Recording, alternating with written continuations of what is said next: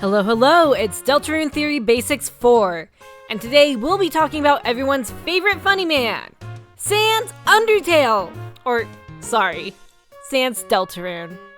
Hey, wait a minute, they couldn't be the same guy.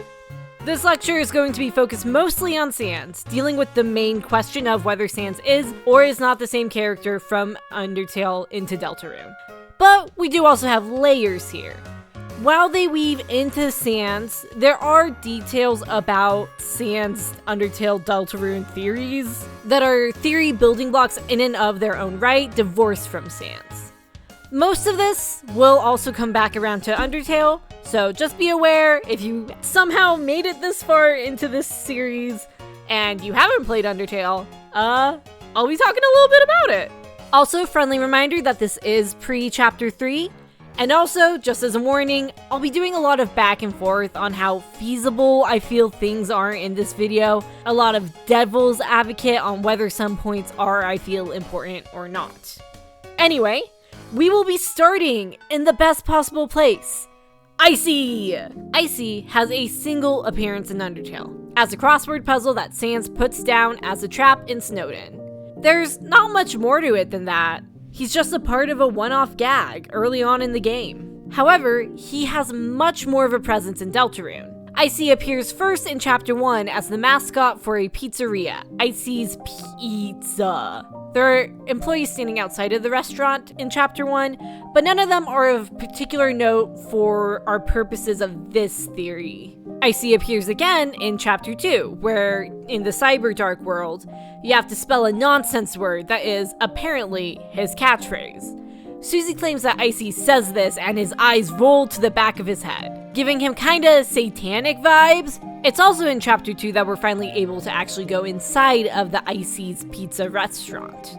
Our final bit of Icy for Deltarune comes from the Spamton sweepstakes, where we find out that Icy seems to be regarded as some kind of cryptid in the Deltarune world. A much younger Noelle, considering her typing and speech pattern, recounts a time when she thought that an Icy pizza box winked at her. Now, looking at this, it just seems like Icy is a random and weird thing.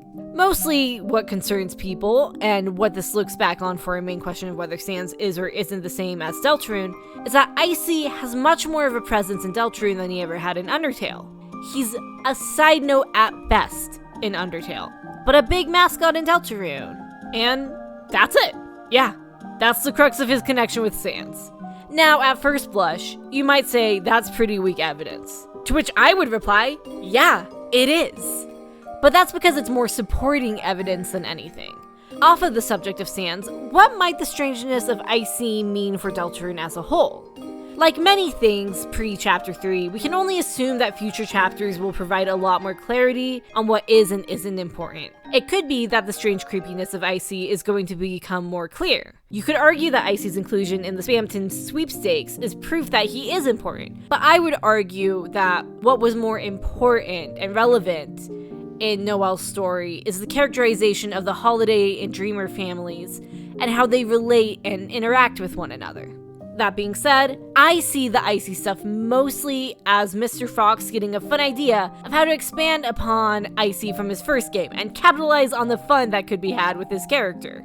Now, of course, that doesn't mean it can't be one way and the other. Mostly, I feel like the Icy's whole deal is, at best, setting up for a fun and weird dark world that may take place at the restaurant in a future chapter. Subject 2. Blood versus magic.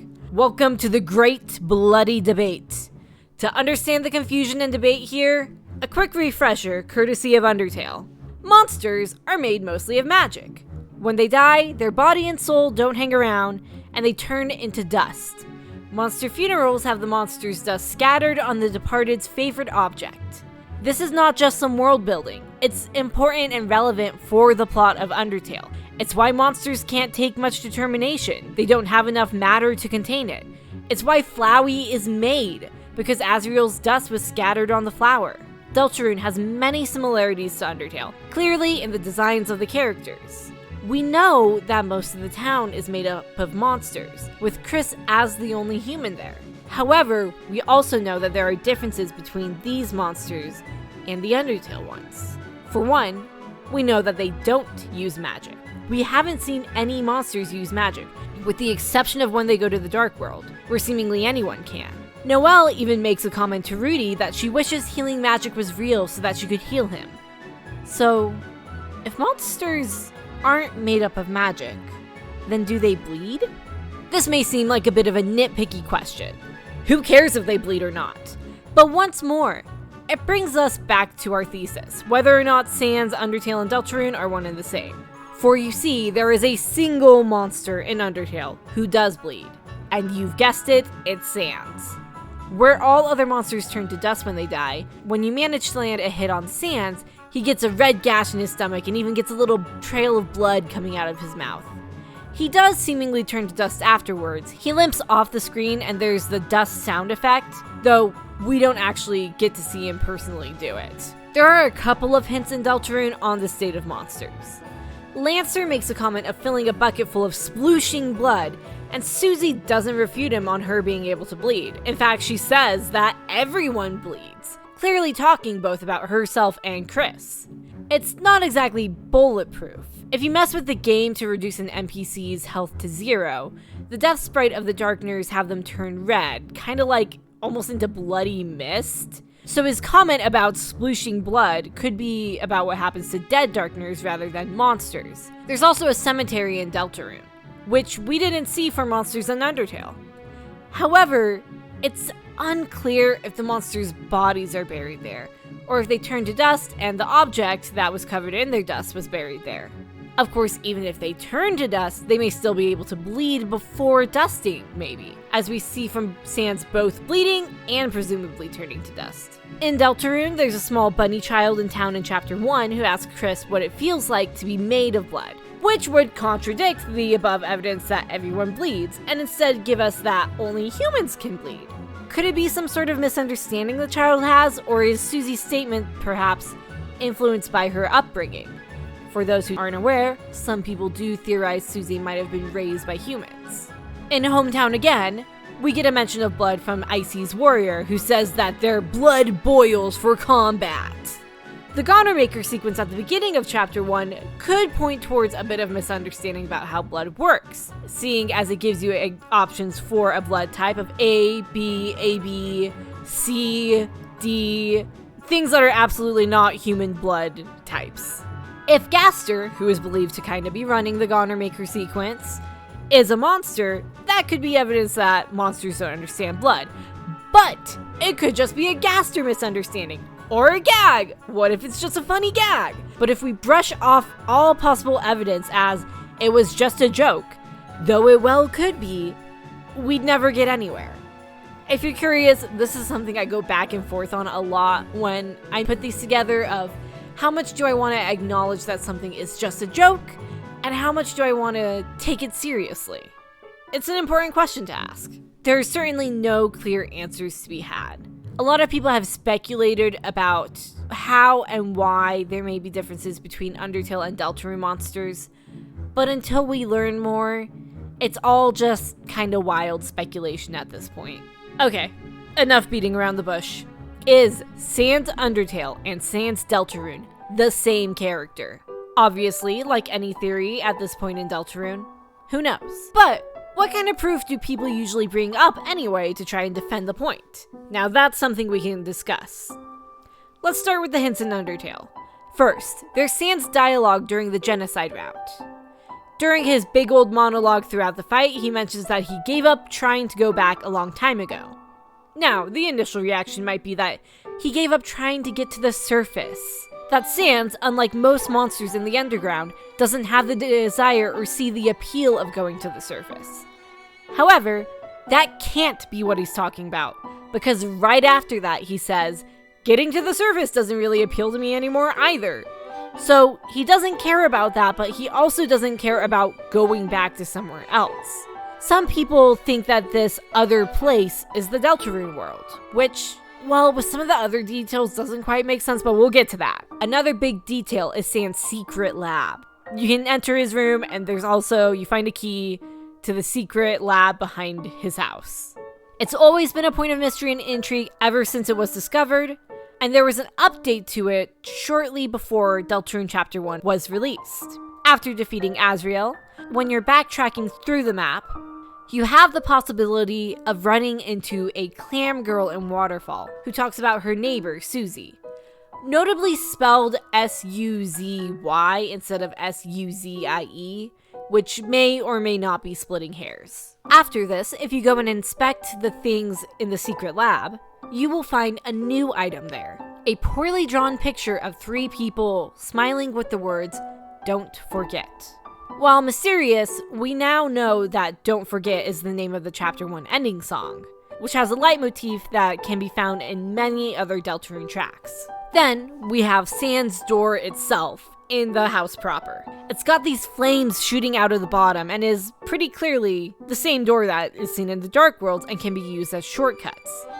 Now, we know that Sans has a habit of using shortcuts, as he calls them, to get from one place to another quickly, and often going the quote-unquote wrong direction to get there. It makes sense in that way that his room is just one big shortcut. Now, does he know how to make one because he's from Deltarune? Or maybe from a dark world? The door is something of a personal debate that I go back and forth on of how good it is as proof of anything. On one hand, it's an interesting connection to the shortcuts between Deltarune and Sans.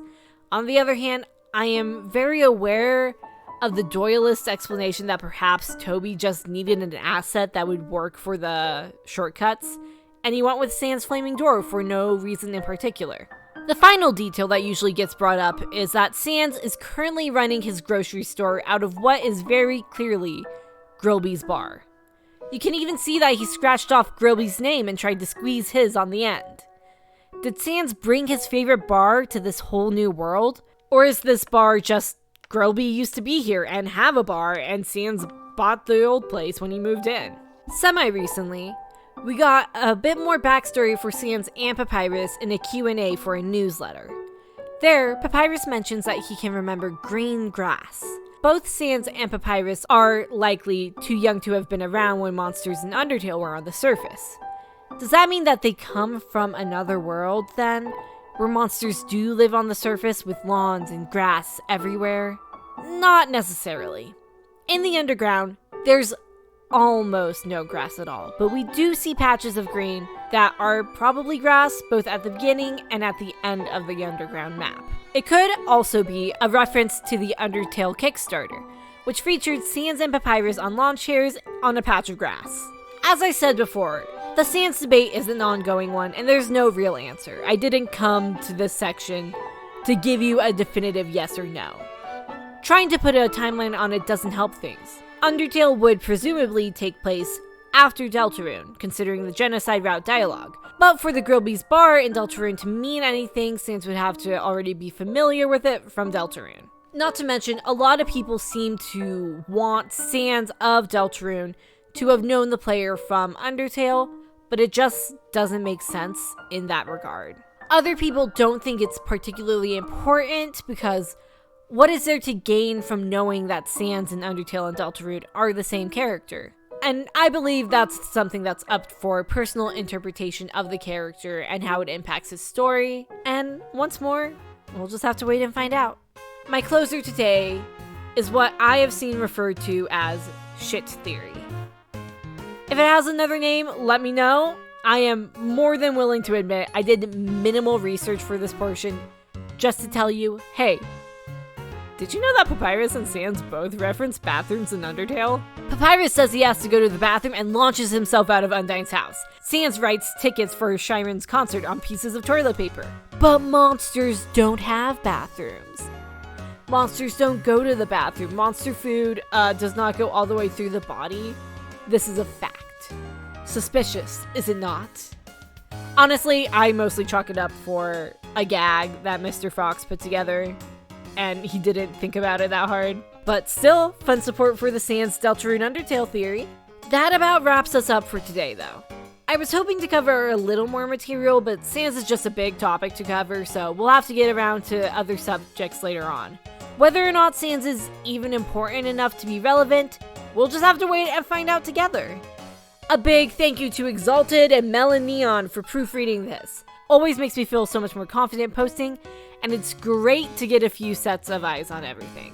So far, looking at the list of subjects I want to cover, I'm thinking that the next Deltarune Theory Basics will be my last one, and then hopefully I'll be able to put these together into kind of like a little comp or something. On that note, what kind of videos would you guys like to see from me? More theory videos? More explanation videos? Covering a different kind of fandom content? I'm honestly really open. I love Undertale and Deltarune, very near and dear to me. I realize that the YouTube algorithm prefers content creators who stick to one subject, but honestly, I would like to branch out and cover more things. Anyway, I wish you all a lovely day.